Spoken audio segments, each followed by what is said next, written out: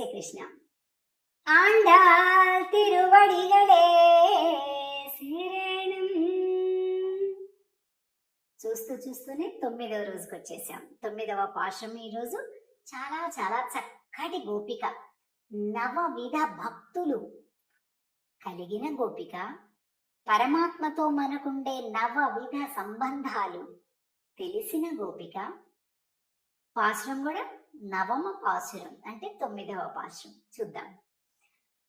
తూమణి మాడెత్తు సుత్తుం విளக்கெரிய தூபம் கமழ துயிலனை மேல் கண் வளரும் మామాన్ మగళే, ఓ మామ కూతురా అంటున్నారు.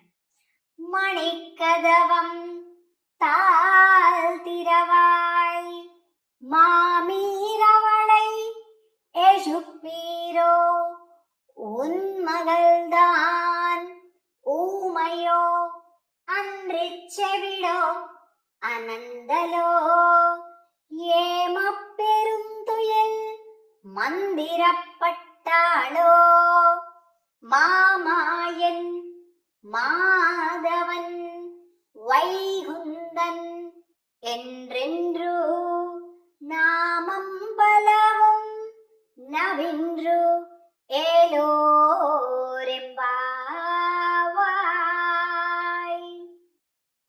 భగవంతుడికి జీవుడికి అంటే పరమాత్మకి మనకి, ఆత్మకి పరమాత్మకి సంబంధాలు 9 అని చెప్తారు.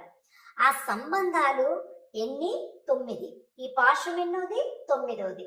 9వ పాశంలో నిద్ర మేలుకొలపబడేటటువంటి గోపిక పరమాత్మతో 9 విధాలైనటువంటి సంబంధాలు కలిగి ఉన్నటువంటి గోపిక. ఏంటట అవి?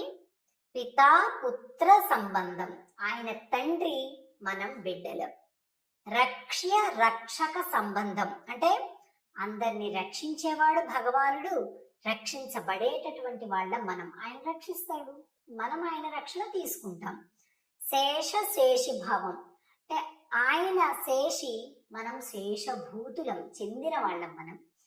భార్య భర్తృభావం, ఆయన భర్త, మనందరం స్త్రీలు పురుషులు, చెట్టు పుట్ట క్రిమి కీటకాలు పశువులు అన్నీ కూడా భార్య వంటివంటే ఆయన భరించువాడు అంటే మనల్ని పోషించువాడు, మనము ఆయన చేత పోషింపబడు వారము అన్నమాట. అలాగే జ్ఞాతి జ్ఞేయ సంబంధం, ఆయన సర్వము తెలిసినటువంటి పరమాత్మ, మనము ఆయన చేత తెలియబడేటటువంటి వాళ్ళం. స్వస్వామి భావం, ఆయన స్వామి. మామూలుగా స్వామి స్వామి అంటుంటాం కదా, స్వామి అంటే ఏంటి? సొత్తు కలిగిన వాడు అని అర్థం. ఏంటా సొత్తు? మనమే సొత్తు. ఈ జీవులందరూ కూడా ఆయన సొత్తు, అది ఆయన అనమాట. ఆధార ఆధేయ భావం అంటే ఈ జగత్తు మొత్తానికి ఆయన ఆధారభూతుడు, ఆధేయము. అలాగే ఆయన ఆధారము, మనము ఆధేయం, ఆయన మీద డిపెండ్ అయి ఉంటాం. అలాగే శరీర ఆత్మ భావం, పరమాత్మ ఆత్మ, మనం పైన శరీరం. ఏముందండి, లోపలి జీవుడు లేకపోతే శరీరానికి ఏం విలువ?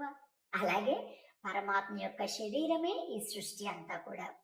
భోక్తృ భోగ్య భావం అంటే ఆయన అనుభవించేవాడు, మనం అనుభవింపబడే వాళ్ళం అన్నమాట. ఇలాగ 9 సంబంధాలు ఎప్పుడైతే భగవంతుడికి మనకి ఉన్నటువంటి వాటిని మనం అర్థం చేసుకుంటామో అప్పుడు నిజమైనటువంటి భక్తి ఉదయిస్తుంది అనమాట. కనుక ఈ పాశంలోని గోపిక పరిశుద్ధమైనటువంటి తూమణి మాడత్తు, మంచి పరిశుద్ధమైన నవరత్నాల మేడలో ఉందట ఈవిడ. ఆ గోపికను నిద్ర మేలుకొలుపుతూ ఓమయో అన్రి చెవిడో ఆనందలో ఏమప్పెంతయల్ మందిర పట్టాలో అంటూ పాడుతున్నారు. ఓ మామ కూతురా అంటూ. అంటే ఈ పాశ్రంలోని సంబంధం దేహ సంబంధం, ఆత్మ సంబంధం అండి. మామూలుగా ఆత్మ సంబంధం ఒక్కటే ఉంటుంది భగవద్భక్తులకి మనకి, అంటే సోల్ ఫ్రెండ్స్ అంటుంటాం. కానీ దేహ సంబంధం అంటే మన చుట్టాలు పక్కాలు. ఎప్పుడైతే ఆత్మ సంబంధం దేహ సంబంధం రెండు కలిసి ఉంటాయో చాలా బాగుంటుందట. ఎప్పుడు అవే మాట్లాడుకోవచ్చు, చక్కగా మనం ఆనందించవచ్చు.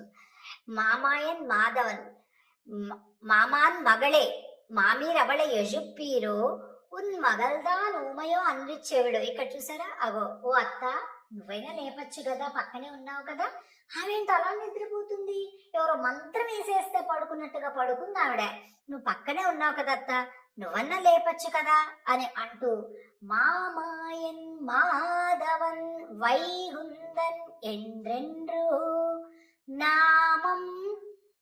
ఇందులో మామాయన్ అంటే ఏంటి, ఆశ్చర్యకరమైనటువంటి గుణములు కలిగిన వాడు అని అర్థం. మాధవన్, మాధవుడు అంటే మనల్ని అందరినీ కాపాడేటటువంటి వాడు, లక్ష్మి అమ్మకు భర్త అయినటువంటి వాడు, వైగుందన్ వైకుంఠవాసుడు అయినటువంటి స్వామిని ఎండ్ర ఎండ్ర నామం, అనేక విధాలుగా నామం పాడదామమ్మా. అసలు తిరుప్పావేలో కనుక మనం చూసినట్లయితే బాగా ఎక్కువ దేనికి ప్రాధాన్యత చెప్తుంది ఆండాళ్ళంటే, ఒకటి వినండి, రెండు పాడండి. ఏం వినాలి, పెద్దల మాటలు వినాలి, పాడాలి. ఏం పాడాలి, స్వామి గానం పాడాలి. తర్వాత స్నానం చేయండి. స్నానం ఏం చేయాలి, ఆత్మకు స్నానం, శరీరానికి స్నానం. ఈ మూడు ప్రధానంగా చెప్తున్నది. కాబట్టి చక్కగా మనం ఎవరెవరితోటో పోల్చుకొని నాకు పాటలు రావండి, అది రావండి, ఇది రావండి ఏం లేదు, పాడేస్తుంటే ఆండాళ్ళ తల్లే మన అనుగ్రహించి ముందుకు నెట్టేస్తుంది. కాబట్టి చక్కగా హాయిగా ఎలిగెత్తి, తప్పులు పోతే పాపాలండి ఏమీ లేదు, పాపం లేదు, ఏమీ లేదు, అమ్మవారే మన వెంట ఉన్నారు. అమ్మవారు మన యొక్క శ్రద్ధను చూస్తుంది. అలాగని నేర్చుకోకుండా పాడమని చెప్పడం లేదు, నేర్చుకుంటూ పాడదాము. కనుక ఈ పాశ్రంలోని ఈ అమ్మ ఉమయో అండ్రి చెవిడో అనుందలో చెవుడా మూహన, ఏమిటమ్మా అలా ఉంది అంటున్నాడు. అంటే చూడండి, భగవద్భక్తి కలిగినటువంటి వాళ్ళకి మిగతావన్నీ పెద్ద పట్టవు, అవసరం లేదనిపిస్తుంది. ఆరాటం, మాత్రం, కంగారు, టెన్షన్ ఏముండవు, అక్కర్లేదు. ఎందుకంటే అంతకంటే గొప్ప సంపద ఉంటుంది కదా వీళ్ళ దగ్గర, అందుకని మిగతావన్నీ లైట్ గా అంటే పోన్లే ఏమోలే అనుకుంటారు. కనుక ఈ గోపిక కూడా అంత గొప్ప గోపిక. చూసారా, ఈమె దగదగా మెరుస్తూ ఉంది. ఈ గోపిక యొక్క ఇల్లు అలా ఉంది, బొమ్మ కూడా. కాబట్టి ఈ 9వ పాశ్రంలోని గోపిక చక్కటి జ్ఞానం కలిగిన, భక్తి కలిగిన గోపిక ఈవేళ మేలుకొల్పబడింది. ఇక రేపటి రోజు ఇంకొక గొప్పనైనటువంటి గోపికను మేలుకొల్పుదాం 10వ పాశ్రంలో. ఆండాళ్ తిరువడిగలే శరణం. జై శ్రీకృష్ణ.